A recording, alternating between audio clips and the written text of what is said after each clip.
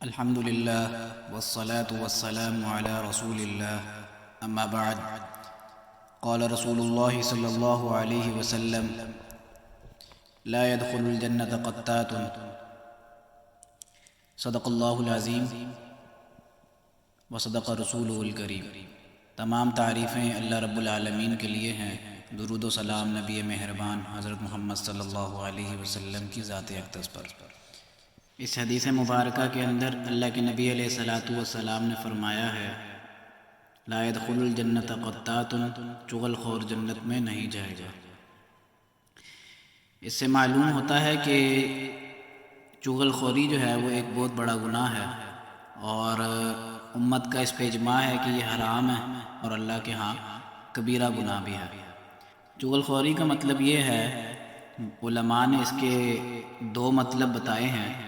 ایک مطلب تو یہ ہے کہ کوئی شخص کسی ایک گروہ کے معاملے پر یا واقعے پر موجود ہو اور ان کی باتیں سنے اور دوسرے لوگوں تک پہنچائے اور آپس میں بگاڑ پیدا کرنے کے لیے یہ کام کرے. اور دوسرا مطلب اس کا یہ ہے کہ لوگوں کی باتیں کوئی شخص سنتا ہو ادھر ادھر سے چھپ چھپ کر اور دوسروں تک اس لیے پہنچاتا ہو تاکہ ان کے درمیان لڑائی ہو جائے، اور اپنی طرف سے کوئی باتیں اس میں اضافہ کر کے بتائے تاکہ لوگوں کے درمیان جو ہے بگاڑ پیدا ہو اور ان کے تعلقات خراب ہو جائیں.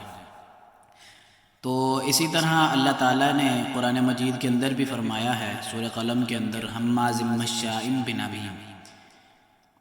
یہ کافروں کی صفات میں سے ایک صفت بیان کی گئی ہے سورت کے اندر کہ بہت تانے دینے والا ہوتا ہے کافر اور بہت زیادہ چغلی چلانے والا ہوتا ہے.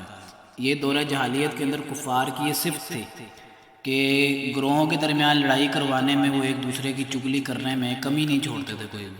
اور مسلمانوں کے اندر اللہ کے نبی علیہ الصلاۃ والسلام نے اس کے بارے میں فرما دیا کہ جو چغلی کرے گا وہ جنت میں نہیں جائے گا. ایک بہت مشہور روایت ہے، حضرت عباس رضی اللہ تعالیٰ عنہ اس کے راوی ہیں، فرماتے ہیں کہ نبی علیہ الصلاۃ والسلام ایک دفعہ دو قبروں کے درمیان سے گزرے تو انہوں نے فرمایا کہ ان دونوں قبروں کے اندر جو مدفون ہیں ان پر عذاب ہو رہا ہے.